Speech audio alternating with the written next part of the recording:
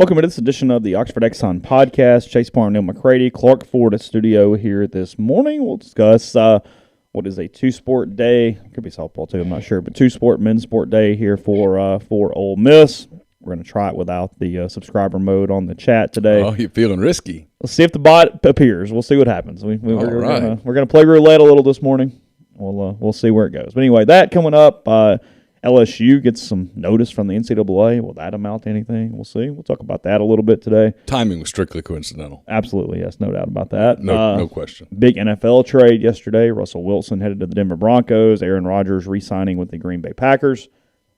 And just some other assorted things. Also, Tyler Marks, Dr. Tyler Marks, he's with Special Orthopedic Group here in North Mississippi. He is a hand, wrist, and elbow specialist. He's going to come on the show in the second segment to talk about Kevin Graham's injury, how that the timeline is pretty optimistic, and what goes into a scaphoid fracture and recovery from that. So we'll discuss that and more coming up today on the Oxford Exxon Podcast. The podcast brought to you every single day by the Blue Sky here in Oxford. Lunch specials, $5.69, 2 sides of bread, 32-ounce drink.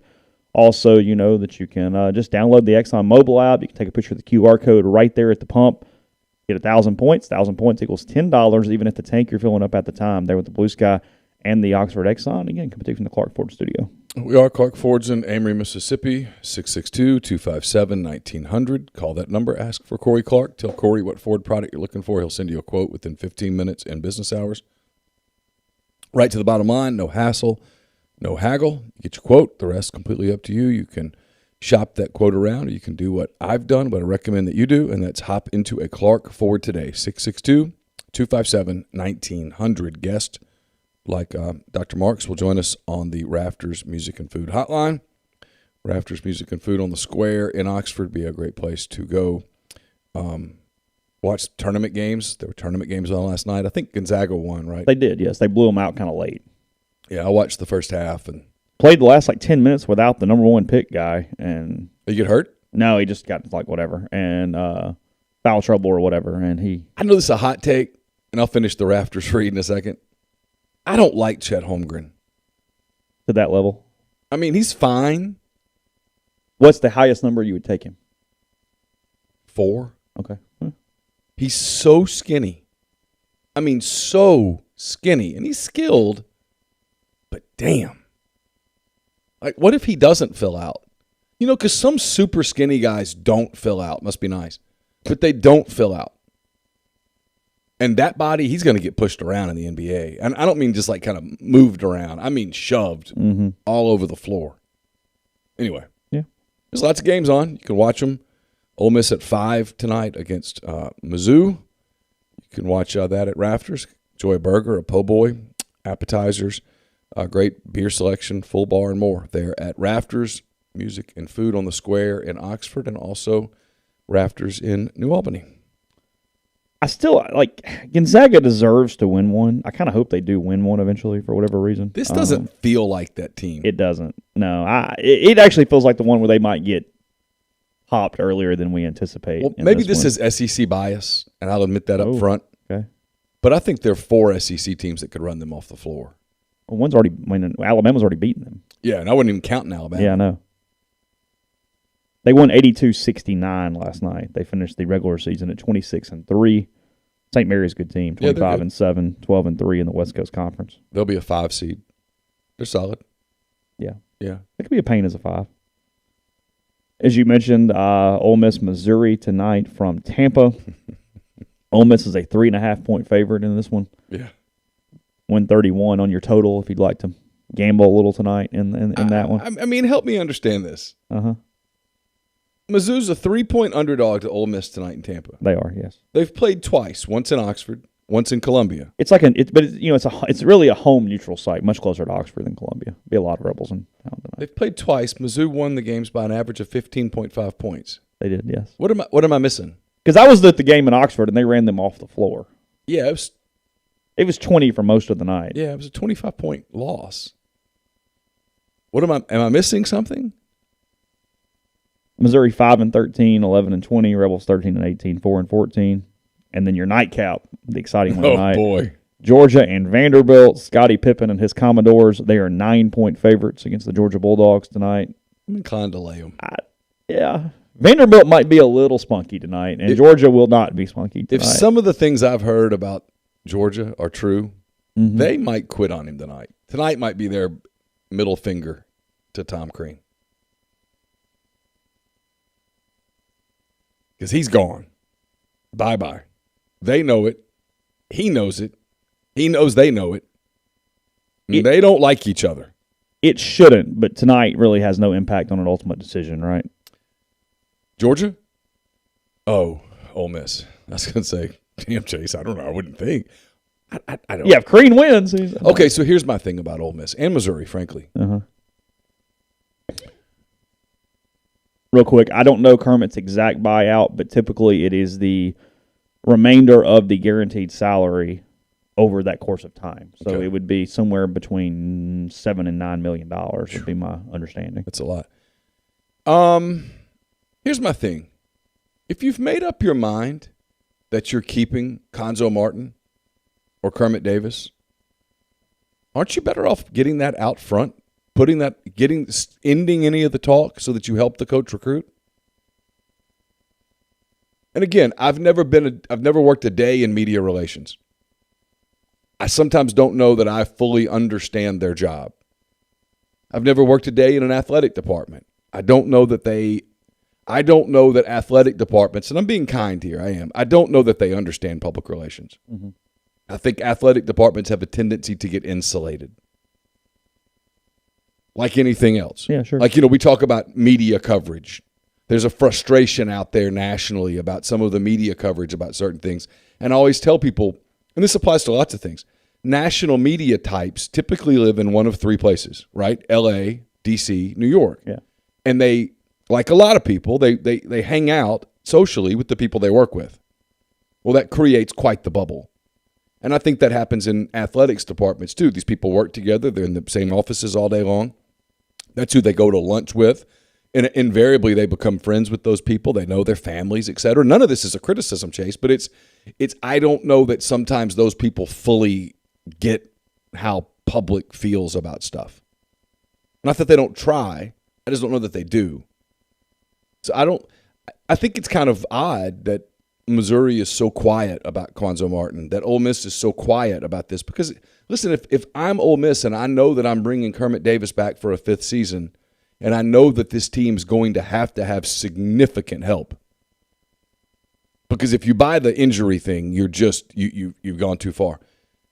I'm not saying injuries didn't affect them, but this wasn't a tournament team without the injuries. No, sure, of course not. So if you're going to get better, and they have to get better, and they're going to lose Nas Brooks, they're going to lose probably Jarkel Joyner, they're going to lose people. If you're going to replace that, don't you want to stop any rumbling or whisper or anything that's out there about, hey, don't transfer to there because he's not going to be there. You don't know who the coach is going to be.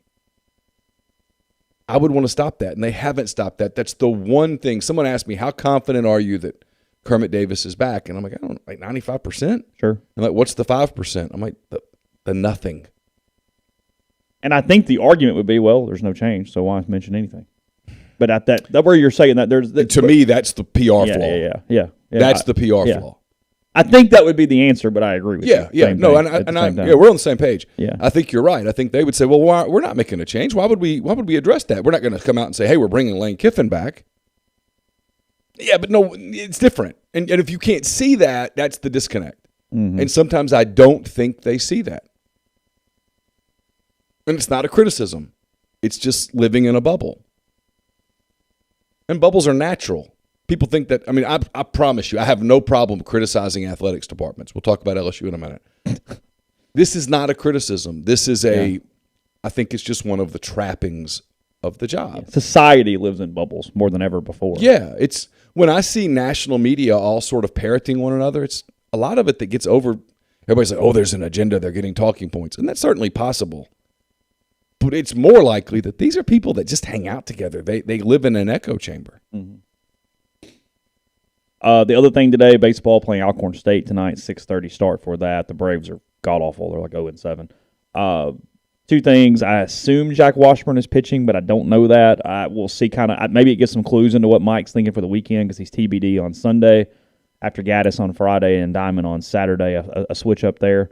And then also just start seeing where these at-bats are coming for other people. With Kevin Graham out, I would assume Calvin Harris and Kemp Alderman are the biggest beneficiaries of his injury. So those are the couple things to look at from a baseball standpoint tonight for that one. So, the Peyton Chatney Show, episode 3 is up. 27 minutes with Peyton. It was really, really good. So y'all went a little long at media. Peyton's really good to the point that I'm like, this could be problematic moving forward with other people who aren't as media savvy as he is. He's fantastic. So we talked about a lot of things. We talked about Kevin Graham, the impact of his absence to the lineup, about how they kind of got a precursor to that a little bit last year when they lost Tim Elko for a while. So we talked about that. We talked about unwritten rules of baseball, including sign stealing. Oh. We didn't name names. Okay. But we sort of talked about what happened and how you feel about stuff like that. That was pretty interesting. Okay. You're a message boarder. You get it. Yeah. We've talked about it the last few days. We talked about roller coasters, road trips, because they didn't get to go on them. But I was like, if you could have gone to Universal or Disney, where would you have gone? As we had that conversation. What do you pick? You have to listen to the show. All right. Fair enough. A little bit of baseball talk. They worked until 2:30 a.m. on Wednesday morning trying to hammer out a collective bargaining agreement. The owners have come off a good bit of stuff. It actually is the first time where one looks kind of fair. You're at least moving in a direction. There have been no more cancellations. I did not sense, and I read 3 or 4 people this morning early, I did not sense this overwhelming optimism. I didn't get from, sometimes and we do this for a living, obviously. So sometimes you read stuff and you're like, the author's winking at me.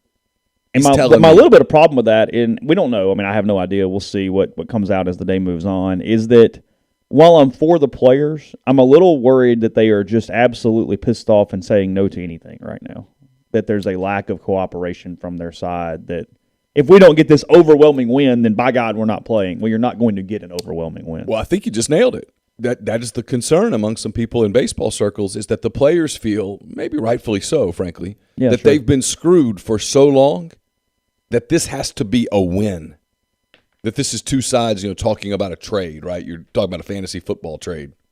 And you're like, no, I can't do it unless everyone in our thing is going to go, man, you smoked him in that trade. Mm-hmm. Nobody wants an equitable deal here. The players are angry.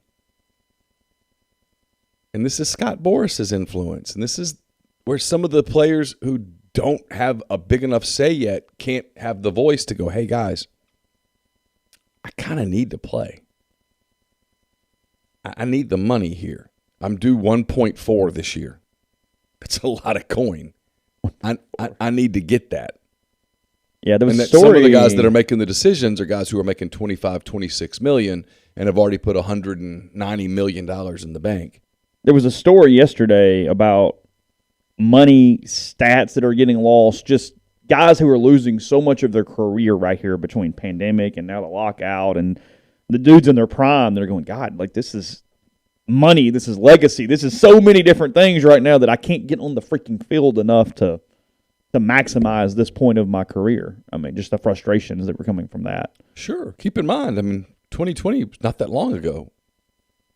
They played a 60-game season. Mm-hmm. They got paid for a 60-game season, not a 162-game season. Yeah, guys have the potential here of losing 200, 250 games off their career. That's a lot. That's a big number. For a lot of dudes, that's half your career. Yeah, that's home runs. That's that's a lot of stuff. So, what was I going to say? I can't remember. Anyway. Lose your train of thought a little bit? Yeah, I lost my train of thought a little bit because I had like 4 trains of thought going at once, which is dangerous. Yeah. We have a good bit of some good stuff coming up, just kind of random. Again, we'll talk LSU. We're going to talk some NFL stuff today and more. I know somebody asked, talk about the Bellarmine thing out of Kentucky. We'll hit that before the end of the show as well. Oh, what's that? The NCAA telling the team they can't go to the postseason because they haven't been D1 long enough, even though they won their conference. Oh, and that's the team that Jacksonville State's going to go instead. That is correct, yes. Oh, yeah, I saw that. So we'll hit that here at the end, too. We're going to talk to Tyler Marks in a second. Ian Doctor from SOG here locally. Discuss Kevin Graham, his wrist injury. We also mentioned John Gaddis a little bit there at the end, as he had an injury a couple years ago, his kind of recovery from an elbow thing with him, and a few other things. So really informative. Go to him in a second. First, about community mortgage. Oxford, Memphis, Soto County, and Chattanooga. All underwriting and processing is done in Memphis. You're going to local underwriting and understand your market. A leader in condo financing, the float down option, and more. You can find Jason at 662-234-2704 or JLOWE at communitymtg.com. Lots of games to bet on if you want to with the all the tournaments getting rolling. It's I suggest BroThrow. It's a social sports betting network, free to use. It's a really cool, fun way to bet. No third party, no juice. Over time, that saves you money. You can start your own group, make friends, invite your friends. Payment happens within 24 hours of the conclusion of your bet. It's brothrow.com. Ole Miss and Oral Roberts this weekend. Dead Soxy has a home run deal you don't want to miss. Watch the Ole Miss Oral Roberts baseball series with anticipation of an out-of-the-park sales event at the conclusion of the series on Sunday. Dead Soxy will discount match the number of home runs the Rebels hit over the 3 games with a multiplier of 10 as a percentage discount. In other words, if Ole Miss hits 5 home runs in the series, promo code will activate for 50%, 4, 40%, 6, 60%. If it's 7, it's still 60%. They're capping it at 60%. It's going to run through the conclusion of the game on Sunday until midnight on March the 20th. So spring into action and take advantage of this incredible offer. It's deadsoxy.com. Use the promo code RebelGrove at checkout to receive the home run sale percentage off all orders. Game Changer patches are the only 2-patch system available in the market to stop hangovers before they start. Warm-up patches used before, while you drink. Overtime patches used after you've been drinking to recover while you sleep. All natural ingredients will keep you in the game, ready for the next play. Let's go to GameChangerPatch.com. Promo code RebelGrove20 at checkout for 20% off your purchase. Also brought to you by ACS, Automation and Control Systems, LLC. Established in 2013, it's a complete electrical control system solution provider and a Rockwell Automation recognized system integrator. They've got a full-time dedicated emergency staff and a UL 508A panel shop. To learn more, go to ACSLLCMS.com or call 662-601-4381. Brought to you by Lamons Fine Jewelry, 1126 North Lamar Boulevard in Oxford. Whether you're looking for fine jewelry, watches, pearls, fashion jewelry, engagement rings, whatever the case may be, Lamons is the gold standard in fine jewelry.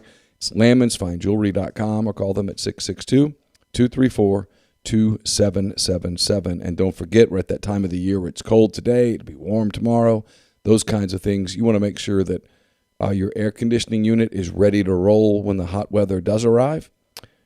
I would suggest getting in touch with Comer Heating and Air, Southern Air Conditioning and Heating.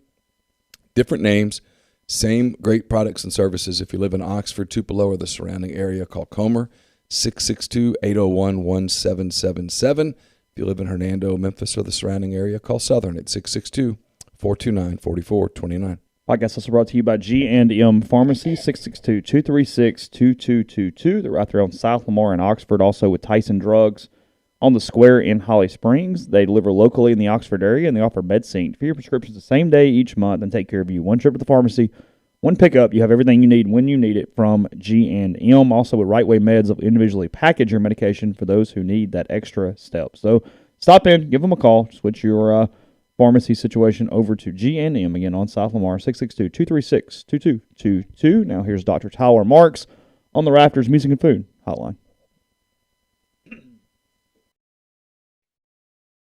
Now on the Rafters Music and Food Hotline, we've got Tyler Marks from Special Orthopedic Group, hand, wrist, elbow specialist, orthopedic surgeon, here to talk, obviously, an injury that has hit the Ole Miss baseball program here recently. Tyler, an Ole Miss grad. Appreciate you having a little time for us today. I know you had a busy day, so we're recording this, I guess, early in the evening here on Tuesday. Thanks for the time, Tyler. Yes, thank you for having me. So we'll dive into this a little bit. We've got several things to talk about today. I had heard this word before, but I will say that when I got the word from Ole Miss, I had no idea what a scaphoid was. Kevin Graham has injured his the scaphoid bone in his wrist. He has a fracture in it. He is having surgery today as you guys are hearing it. So just kind of help me out there at first. What is this thing? Where is it? And what does it do? Sure.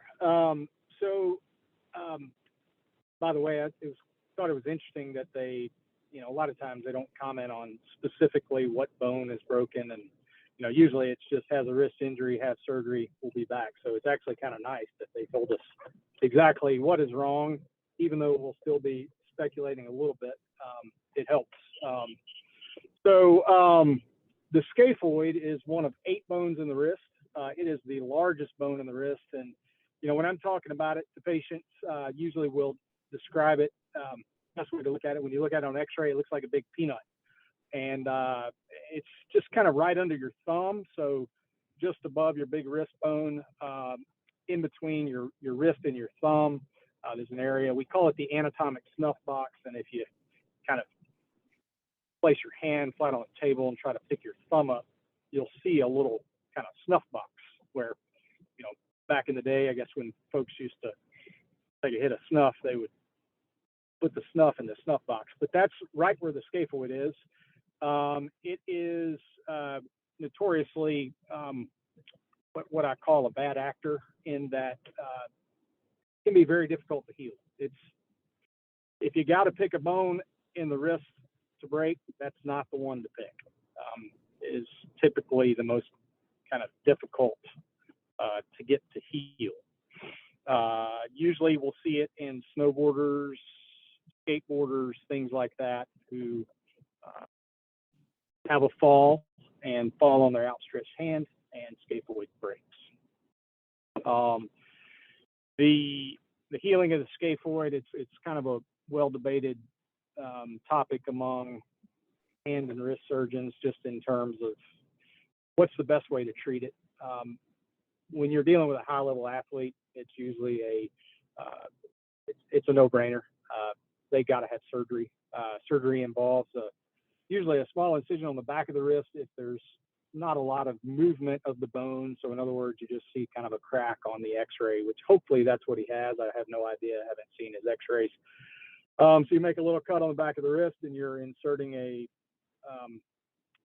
wire, and then you have a screw that has a hole in it that fits in over the wire. Put the screw in. The screw sits inside the bone, and take the wire out, and surgery's done. So not too difficult of an operation, not too extensive. So they gave it in a couple different parts to this. First, I guess they put a timeline on it. We'll get to that in a second. But as far as this immediately after surgery, the weeks, what does that recovery process look like? As far as, I'm assuming he's going to be in some sort of splint or brace for a pretty good bit of time. I mean, at what point do you feel like he, even in a typical case, we obviously don't know specifically about Kevin, would be able to resume any sort of activity? What are those 2 to 4 weeks looking like before you start sort of kind of seeing where you're at? Yeah. So, in my care, 4 weeks, there's not going to be much of anything going on. You're going to be splinted and or casted after surgery if it's someone you can trust and they're going to follow instructions. And obviously, Kevin has a lot of incentive to do as he's told, with a bright future. You could potentially, once the wound heals, go ahead and get him in a removable brace, even potentially start just a little gentle motion of the wrist, but not going to be any throwing or lifting weights or anything like that for at least 4 weeks in my hands. And at 4 weeks, you take an x-ray, potentially get a CT scan to help further evaluate the healing, and then make a decision at 4 weeks how aggressive you want to be in terms of what you allow him to do. Yeah, Ole Miss put a 4-week timeline on that. That appears to be on the I'd say even optimistic side, but the earliest point that he could potentially return. Yeah. Just in cases in general, when you see athletes, because I mean, you take somebody like me, I'm going to have a different, because I'm not trying to hit baseballs at 4 weeks than he would. When you've seen high level athletes, what is sort of the median time for recovery that you have seen? I would say I would put the number 6 weeks on it. I think with Kevin, best case, at 4 weeks, he's going to be able to begin some activities. I'm, maybe proven wrong here, but at 4 weeks for him to pick up a bat and go start hitting SEC starting pitching 4 weeks from surgery with a scaphoid fracture, I would be pretty surprised if he's able to do that. Will he be able to catch a ball, throw a ball? Probably. Which, by the way, which wrist or scaphoid is broken? I don't even know. I don't know Is that it I his know, throw, honestly. throwing Yeah, hand? I can check that, but honestly, I don't know, to be honest. Yeah, well, I was just curious, but I would think at 4 weeks can begin some throwing, potentially some hitting off the tee, and beginning the rehab process to get back. I think 6 weeks game action maybe. That's again pretty aggressive and optimistic, and by that I mean being able to bat and everything. I think he'll be able to field by 6 weeks for sure, assuming all goes well. Hitting, I would expect more of the 6 to 8 week timeline, but who knows? He's young and healthy, so he's definitely got a lot on his side in terms of a speedy recovery. So you mentioned that, whether it be, because we'll just kind of handle both, whether it be one wrist or the other, since we're not sure. Also, is there anything in the injury that would be a mitigating factor that could shorten or lengthen that prognosis? I mean, I guess my question is, what necessarily changes, or what kind of factors do you see that do change the length of recovery in these incidents? Sure. Well, so without getting off into the weeds about stuff that your listeners aren't going to care about, but the location of within the scaphoid where the break is, that's a very important and crucial part. Essentially, again, if it's a peanut-shaped bone, the closer you are to the thumb, the better off typically the healing potential. And then the further away from the thumb you get, the healing potential becomes still good healing potential, but it's a little more difficult. So the location of the fracture makes a big difference. If this is the hand in which he wears his glove, I would expect we could potentially see him in the field a lot sooner. I think he would be able to.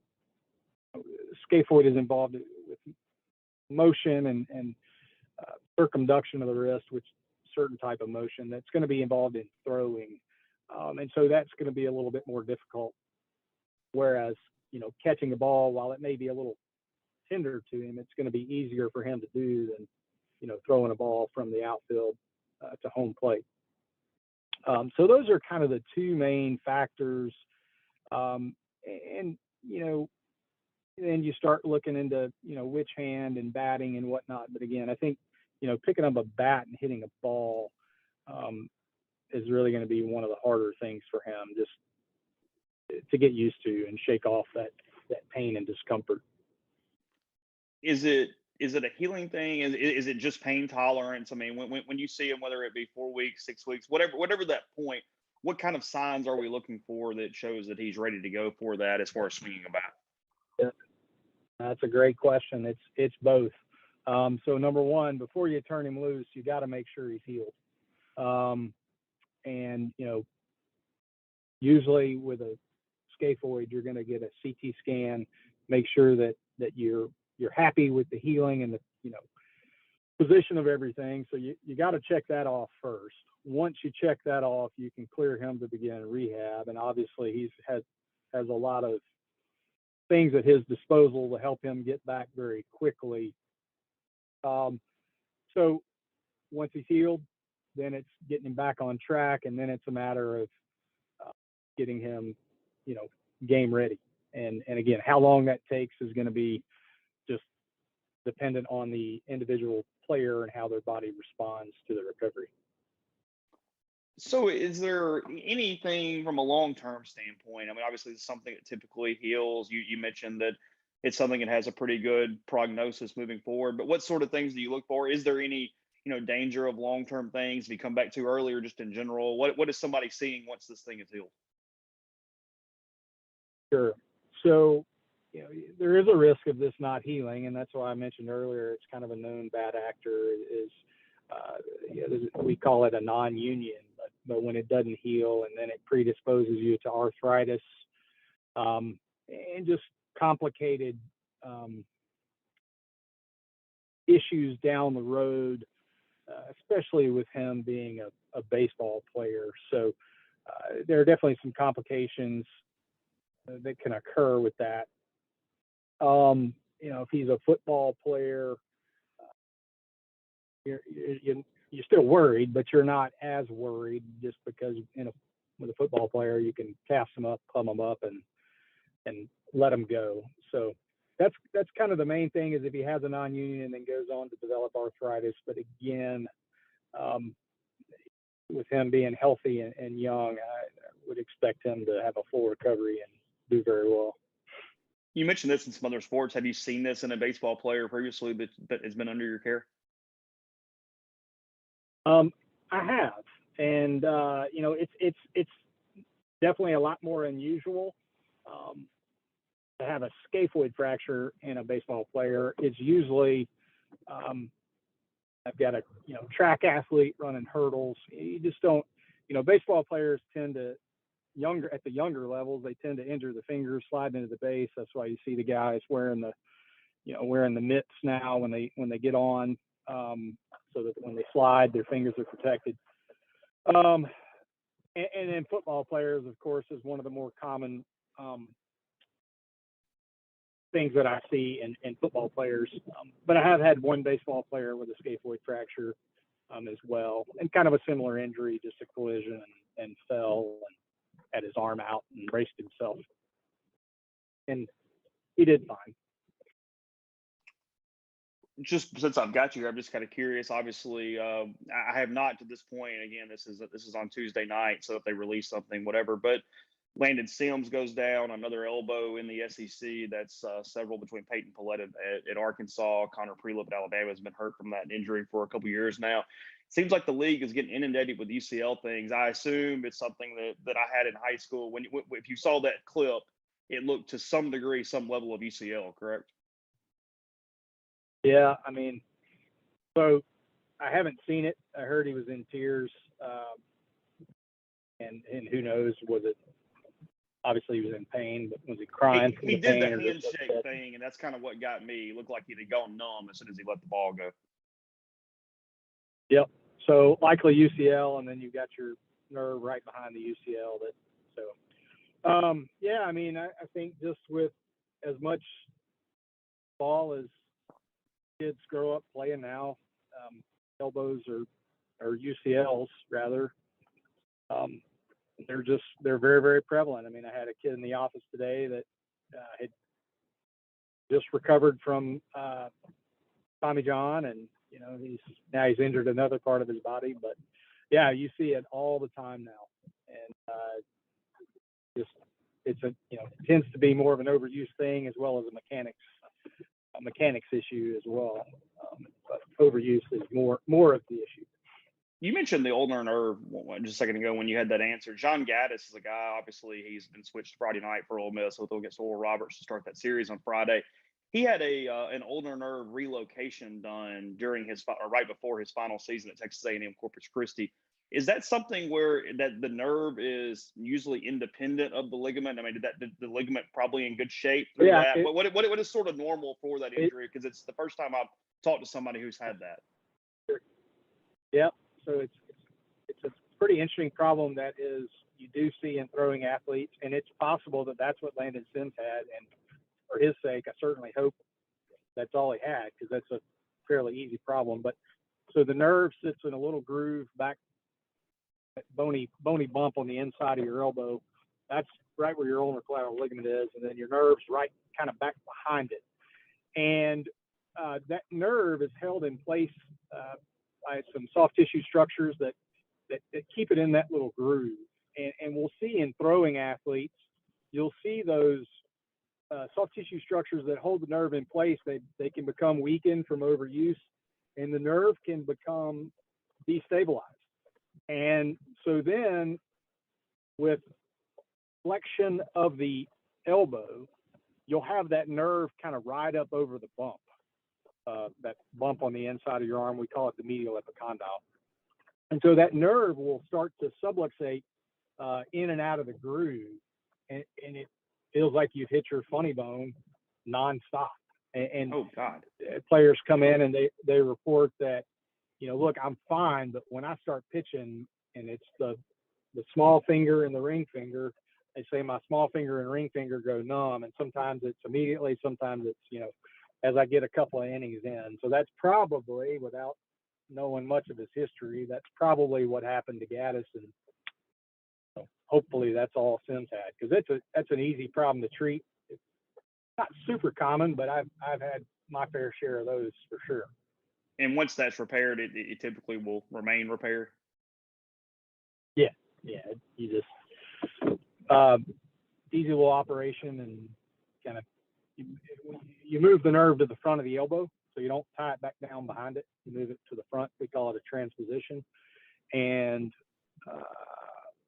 they're good to go. Rehab on that's pretty easy. Usually you can have them back 4 to 6 weeks at the most. Yeah, he got back. He turned into a heck of a pitcher at Corpus Christi there the second half of the season. Probably what landed him the Ole Miss offer is he allowed 4 earned runs over his last 52.1 innings with the Islanders. So Gaddis obviously again throwing on Friday for Rebels against Oral Roberts. But I appreciate the info on Graham. You definitely taught me a few things today or tonight as we were recording this. Hope to talk to you again soon. But every time we do it on the podcast, it's over something negative, honestly. So hopefully we don't do too much of that. But I appreciate it, and let's talk again. That sounds good. All right, Chase. Thanks so much. That was Tyler Marks and Chase here yesterday on Kevin Graham. That does not sound like a 4-week injury. No, it sounds like 4 weeks is when he begins to, unless there's something we're unaware of, that he will begin doing related activity. But getting back on the field in 4 weeks will be very, very difficult, or a very, very, very, very best case scenario, it sounds like, to this point. So, yeah, I appreciate Tyler's time there. Really, really knowledgeable, obviously, in hands, wrists, elbows, that kind of thing. And frankly, in sports and how they relate to athletes and sports injuries. So I appreciate those guys at SOG for that, including Tyler for his time yesterday. We'll talk some LSU. We'll talk some more things coming up on the show. Quickly, I'll tell you about Northeast Spark, NESPARC, 2 packages, the 100 Mbps, or the Blaze, the 1 gig that powers the Clark Ford studio. I have it at home as well. It's what made the internet work well last night. Talking to Tyler, your hometown team bringing you world-class broadband. That's nespark.com, 662-238-3159. Phone services available, portal controls, network security, a wireless mesh extender if you need that, but you probably won't, and much more. So find the best internet in Lafayette County. Again, 662-238-3159. College Corners, your one-stop Rebel shop. 2 locations in the Jackson area in Ridgeland. It's next to Fleet Feet in Flowood. It's next to Half Shell. If you don't live in Jackson, it's okay. Go to College Corner, collegecornerstore.com. Plus, you can find them on Facebook and Instagram. Largest selection of Rebel gear in Central Mississippi. We're also brought to you by Pinnacle. They're based in Madison, Mississippi. Clients in more than 20 states, advisors in multiple states. What they do is they provide detailed, specialized investment management, financial planning, retirement planning for individuals and businesses, and so much more. Investing is treated like a commodity. Decisions are made using objective information and research, not emotions. So regardless of your level of wealth, they'll sit down with you, listen to your goals, study your expenses, and put forth a comprehensive, detailed financial and retirement plan built just for you. It's mypinwealth.com. Also brought to you by John Edwards, Regency Travel Incorporated in Memphis. This is pretty simple. If you're thinking about a trip, you want to make it one that creates a lifetime of unique memories. And to do that, you need a little help usually. So get in touch with John. Just give him some parameters and a budget. Give him an idea of what it is you're looking to do. And then sit back. He's going to come up with a ton of options that are just for you. And you don't have to live in or near Memphis to take advantage of his services. 901-494-3387 or jedwards@regencytravel.net. If you're coming to Oxford this weekend, suggest that you try Opa. It's the newest restaurant on the historic square. Gyros, wraps, kebabs, redfish, lamb chops, and more. Handcrafted cocktails, frozen libations, and amazing candlelit patio. It's 306 South Lamar on the square in Oxford. And we're brought to you by Grenada Nissan. If you're in the market for a Nissan vehicle, Grenada Nissan's the place to go. They've got a complete selection of new and previously owned Nissan vehicles. Great lease deals as well. It's GrenadaNissanUSA.com. I've got a mailbag up at rebelgrove.com. It's brought to you by Whitney McNutt of Tommy Morgan Incorporated Realtors, serving you for all of your real estate needs in Oxford and Tupelo. Whitney sells condos, land, commercial, and residential family homes. And you can reach her at 662-567-2573 or 662-842-3844. Podcast is brought to you by Johnston Hill Creamery. That's johnstonhillcreamery.com. You can see a full menu there on their website between small batch artisanal cheese they make in-house locally every single day here in Oxford, fermentation, charcuterie, bakery, catering, grazing tables, and more. That's 662-419-9201. Or cheese at johnstonhillcreamery.com. And check out their Instagram page. They put a lot of new menu items up there, their specials, their hours some days if they do change, including a picture yesterday of their Mississippi Shake. That's their dill peppercorn, Havarti-style aged cheese ready to be cut into their cheese case. So, again, open at 10 today, 662-419-9201. It was mentioned in the thread. Yeah, some interesting games last night around the SEC from a baseball standpoint, including Mississippi State, trying to recover a little bit. They beat number 17 Texas Tech in Biloxi last night, 11-5. They finish up a 2-game set there on the Mississippi Gulf Coast with the Red Raiders today before they come back home. They were obviously in New Orleans over the weekend, and then in Biloxi for this one. I think MGM Park is what that's called down there. Ole Miss has not played there since 2017 when they had a 5-0 win over Nichols. So it's been a minute since the Rebels have been down there. Elsewhere around the league, South Carolina lost to Xavier last night. Georgia Southern beat Georgia 13-5. Tennessee had a game suspended in the in the 8th inning, tied 7-7 with James Madison last night. And then obviously Ole Miss rained out with Memphis. So there's that. Alcorn State tonight. Yeah, I'm not ready to write Mississippi State off just yet. I'm gonna give them a minute. They're gonna have a hard time from a seeding standpoint. Right. That's what they've done, is really injured themselves from a seeding standpoint. But no, if you want to go, hey, no, they got no chance, they're going to suck in the postseason, feel free. Have at it. I'm not, way too early for that nail in that coffin right now. Not going there. I've seen some state teams be absolutely dead in the water and go win a super regional. Well, someplace. Including maybe the one weekend you went to a game, Ole Miss kind of popped them those first 2 days in Oxford in 2013. They had a comeback. It was when Bobby Wall started pitching and they had the rain delay thing, remember? Oh, yeah. Ole Miss wins the first 2. State comes back to get a win to salvage that Sunday game and then go on this run, ended up finishing second in the country, losing to UCLA in the championship series. Probably the most obvious one there. So 2013. That was a long time ago. Yeah, 2013. Yeah. You were out there for a birthday party? That's correct. Yeah, that's what I thought. Yeah. And then the rain came. It was torrential. Yeah. Because Bobby threw like an inning. Yeah, because I remember asking you, hey, it's obvious it's going to rain. Why is he throwing? Yeah. Like, I couldn't believe he got up to go warm up. They bring him back the next day? I don't think so. I don't think he pitched again that weekend. Okay. So LSU received notice of their allegations tied to men's basketball, football programs. Obviously, Will Wade, very... on the eve of the SEC tournament. Yeah. Yeah. Coincidence. Not at all formulaic there, is it? Like that was the NCAA's middle finger. Came from their complex case unit, because the NCAA has a complex case unit. Of course. That's where this is coming from, because it's very complex when you have federal wiretaps involved with your basketball coach. The basketball stuff's been going on since at least 2017. We don't know details and specifics yet. LSU has to comply with some open records requests. Because remember, the NCAA does not have subpoena power, but they can fill all the open records requests. So LSU has to do that. LSU declined comment to Sports Illustrated, which broke the story on Tuesday night. SI broke it, huh? They did. Who got that deadline? Byline. Was it 40? Was it Pat? Yep. Think there's a birdie somewhere in Indianapolis that points his direction? No, it's just another coincidence. He's just working the hell out of that story. Hey, so yeah, someone called him and said, "Hey, Pat, you want something?" Yeah. Let me tell you what's coming out tomorrow. I want to get your story ready. Yeah. Here's what's going to be. Yeah. Yep. That's how that happened. Because 40's one of those guys that will be at the NCAA tournament. Oh, yeah. Tweeting about how it's great. And people don't – you and I talked about this. This thing, no matter whether you love college basketball, whether you hate college basketball, whether you are completely apathetic about college basketball, you must understand that the NCAA views this as its golden child.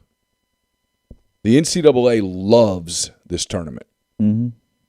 I remember telling you in 2020. And it's the largest moneymaker they have. Yeah, I remember telling you in 2020 when they announced the NCAA tournament was canceled, I said, dude, everything's canceled. That was before college baseball got canceled, and I said, you've covered your last college baseball game this year. Yeah. And you're like, are you sure? I'm like, dude, they just canceled their baby. Yeah.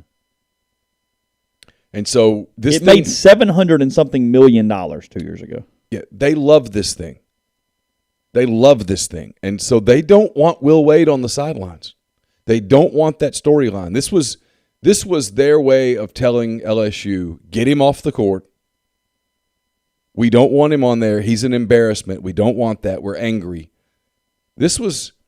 So my prediction here is that Will Wade, sometime in the next 48 hours, they're going to take him off the floor. Do you really? That's what I think.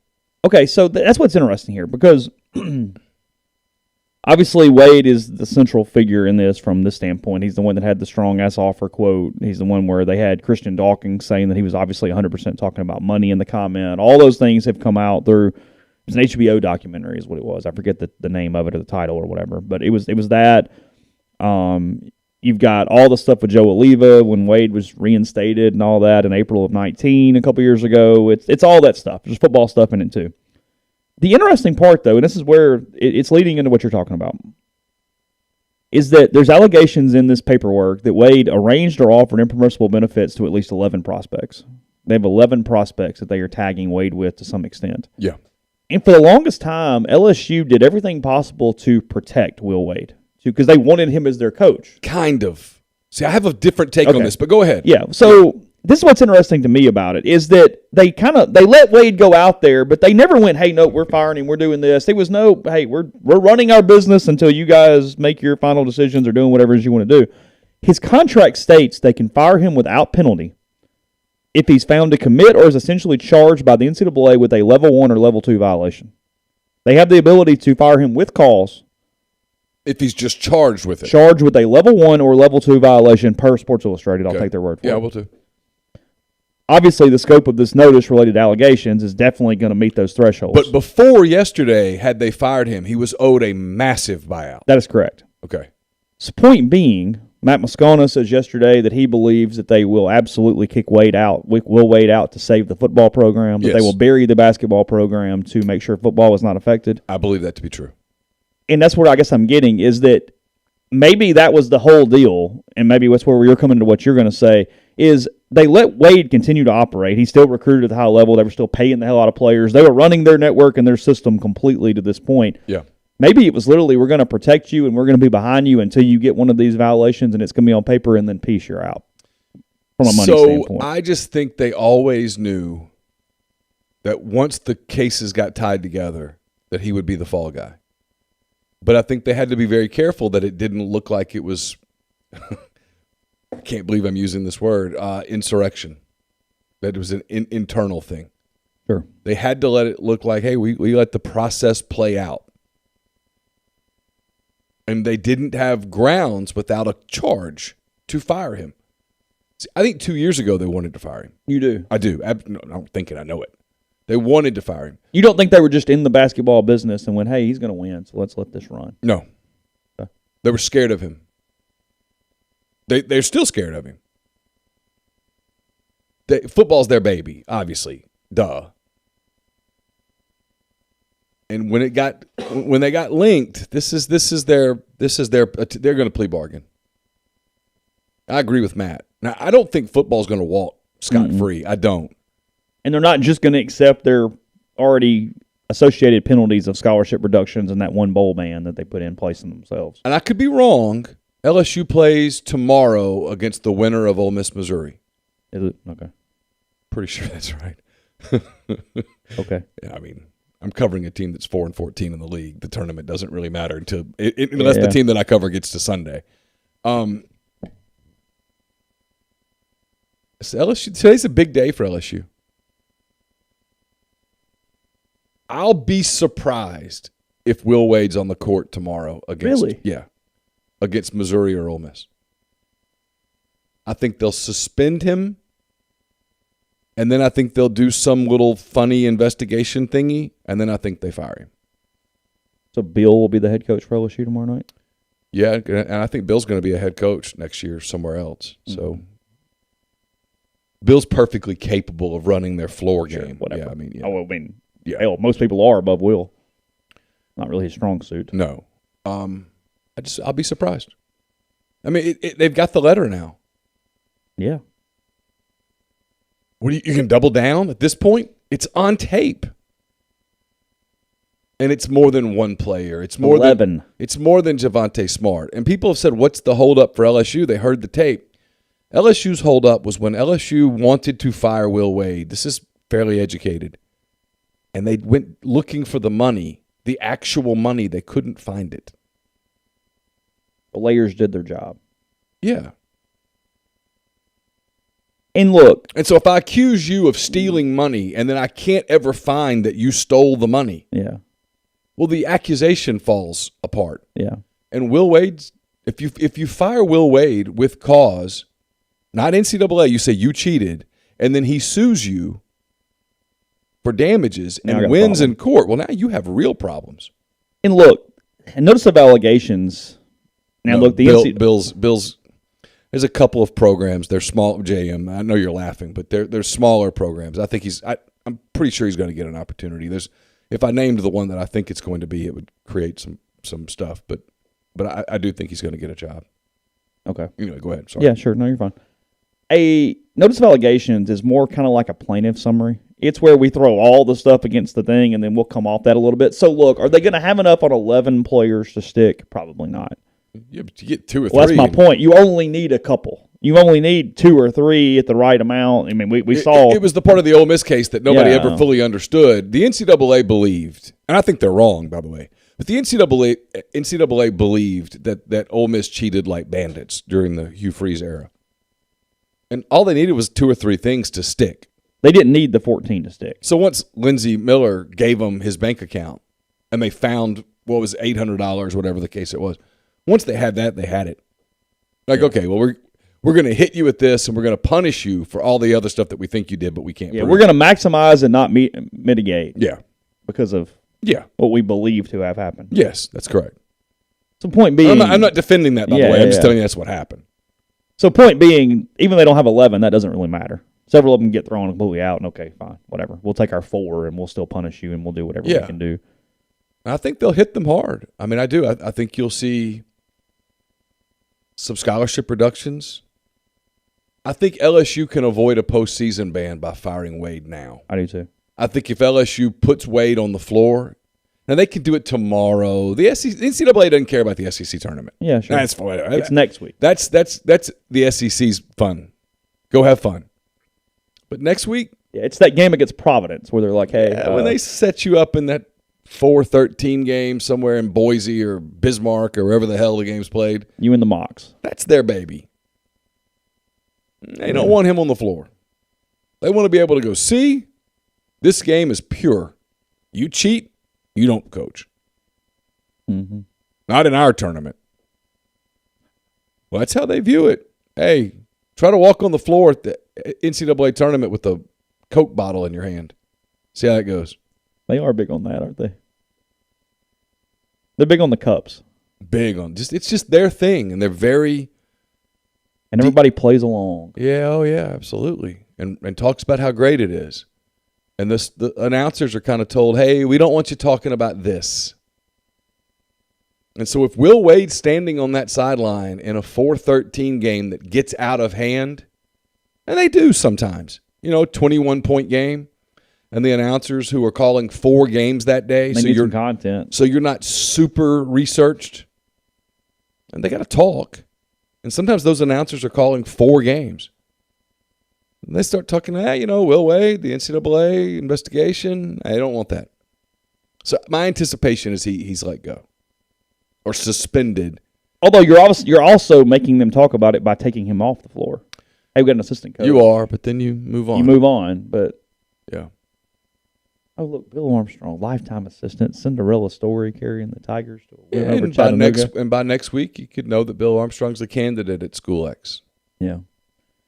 Podcast brought to you in part by Visit Oxford. Visit oxfordms.com. Go to the events page. Find out what's going on this week and every week here locally in Oxford and Lafayette County. Where to stay, what to eat, do, and see, as well as the events. Remember, Double Decker coming up before you know it. That is April 23rd weekend.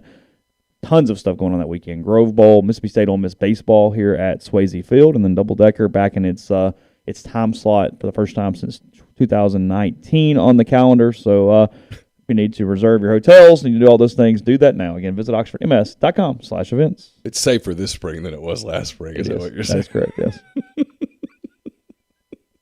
We're also brought to you by Service Specialist Staffing and Recruiting Agency. They've been connecting great job opportunities to candidates since 1967. You're on the job hunt, whether you're seeking an entry-level position or you're a seasoned professional, they have opportunities across the board. Whether you're in IT, engineering, dentistry, accounting, law, manufacturing, human resources, or maybe you don't really know what you're looking for just yet, they can help you. Their goal is to get to know you, your strengths, and see what you're looking for in your next candidate, find you the right fit. You have nothing to lose, so get in touch with Will, Sydney, or Kelsey at 662-832-5138, or check out their new and improved website, servicespecialistltd.com. I mentioned the Peyton Chatney Show. It's brought to you by The Rogue. It's your destination for fine men's clothing. Their stylish hand-select pieces from top designers, from work to lifestyle to nightlife. There's the perfect something for everyone at The Rogue, 4450 I-55 North in Jackson, or therogue.com.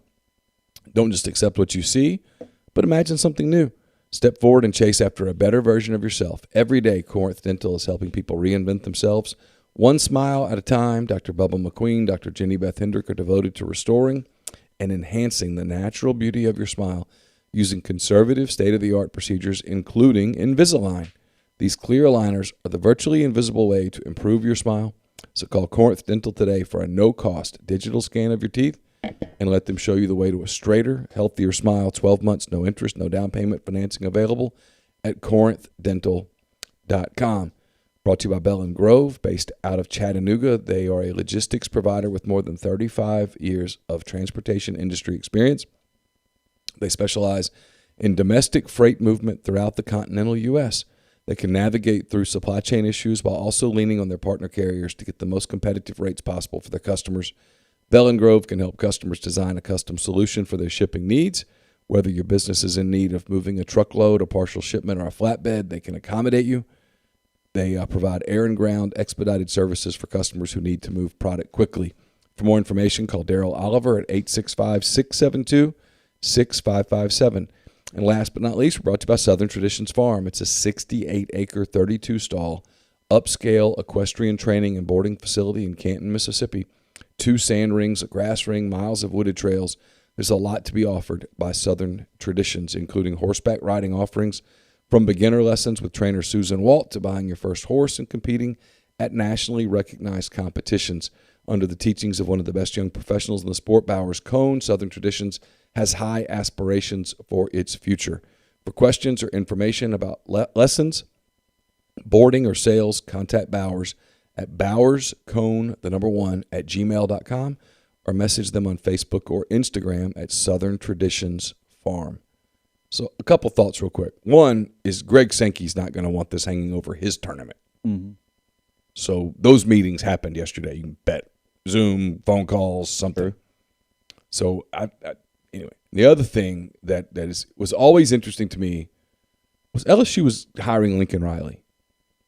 I never believed Lincoln Riley was going to take the LSU job if NCAA hammers could potentially fall. And the same holds for Brian Kelly. He wasn't leaving Notre Dame for LSU if he believed that there was even a chance that LSU would get hammered. Sure. So I think you're going to see the basketball program take the bulk of the hit. Yeah. If you told me LSU goes down from 85 to 82 or something like that for a year, sure, but I'd be surprised if their football penalties are significant. Yeah. Some news today on 3 different quarterbacks in the NFL. First, a grand jury will hear evidence Friday in the case involving Desean Watson. The same day, he also will face questions for the first time in at least some of the pending civil lawsuits he has going on. Criminal and civil things happening today, as he will assert his Fifth Amendment right to not incriminate himself during his testimony in the civil case Friday, and then he could be criminally charged the same day as well. So that going on with Desean Watson today. See where that thing falls. There are 22 civil cases filed against him with a range of actions during massage appointments. And, so there's 22, huh? 22. That's correct, yes. Kind of like a pattern of behavior. Yeah. Aaron Rodgers re-signs with the Green Bay Packers yesterday. Yeah. Not overly shocked. A lot of stuff, but not shocked. It doesn't feel overly happy. No. It's just convenient. It does feel convenient, doesn't it? That does feel like what it is. It was just kind of convenient. Nothing else can quite work out. And it might be Green Bay just asked Denver for the moon and sun. Whereas Seattle didn't get a ton. All right. This isn't even a hot take. Yeah, sure. And if I'm wrong, I'm wrong. Yeah.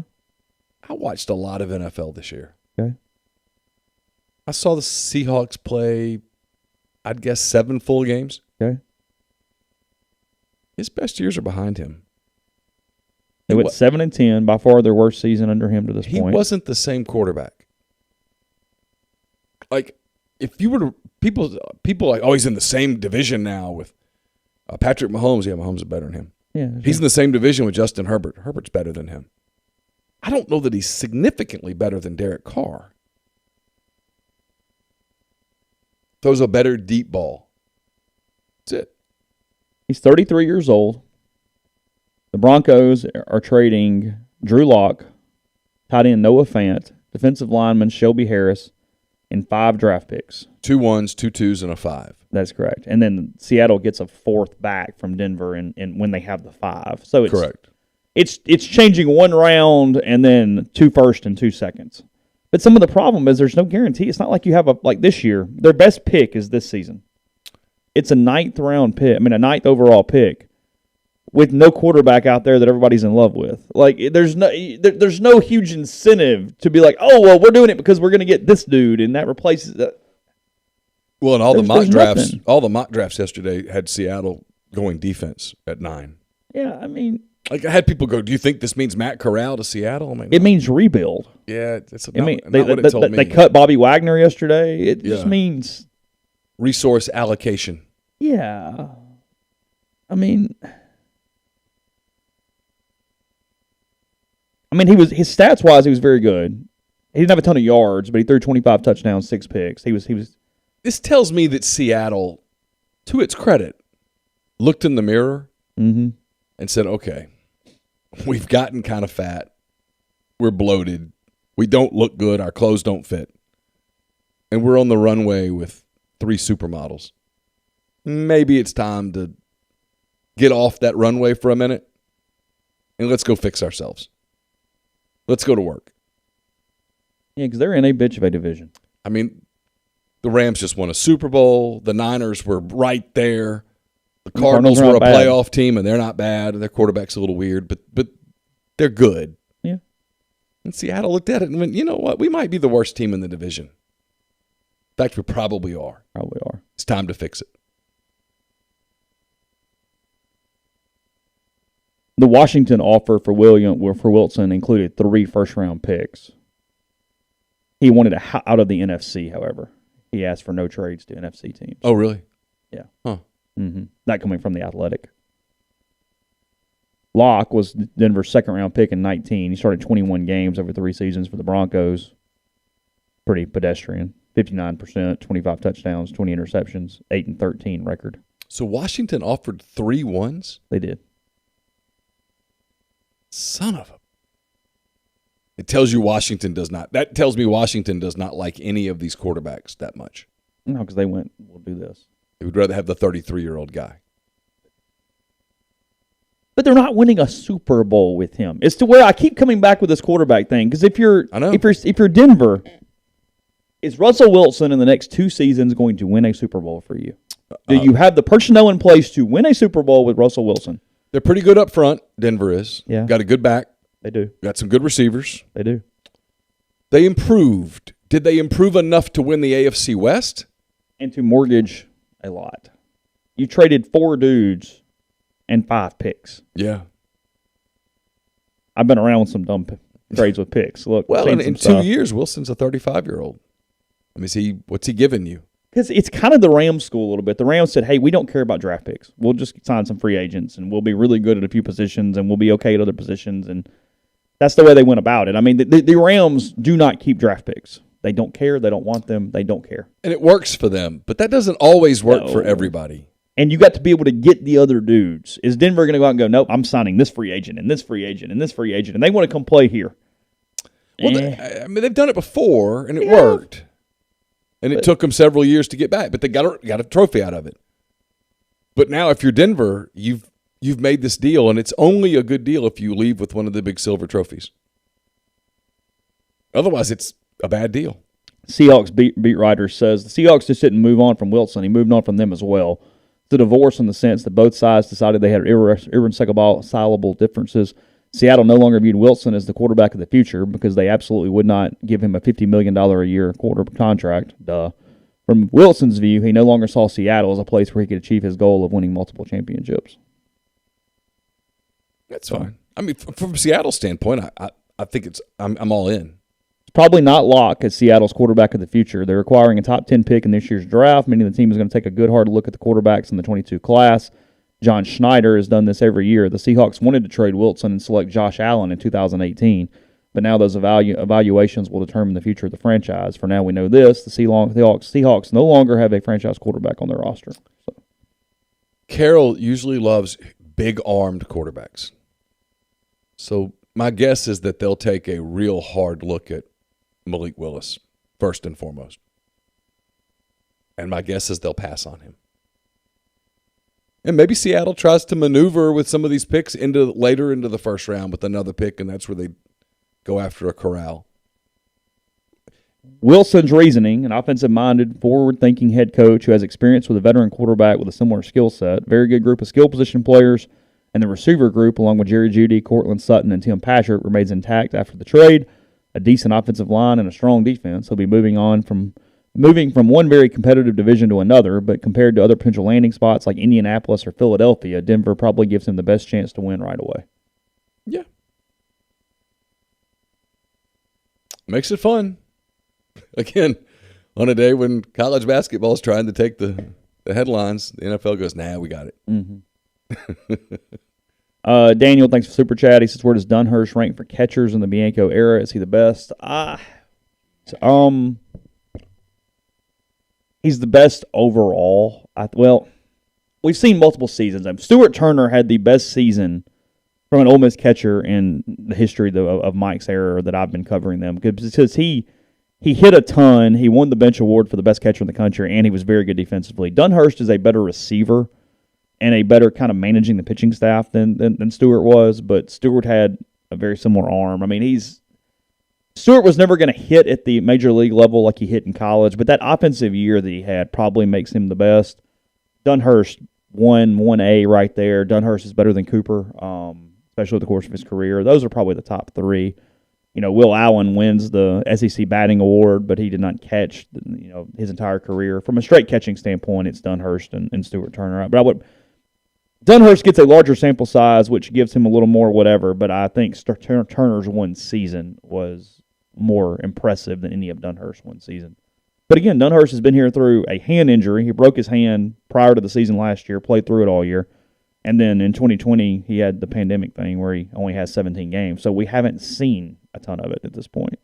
Our friend Ginger says Will Allen, but I think she's factoring in that things appear to be going beyond the baseball. She's factoring in things that, are not necessarily on the field. Will was the emotional team leader of that 14 team that went to Omaha. He was. He was a finalist for the bench award. There's no doubt. I mean, he had a hell of a season.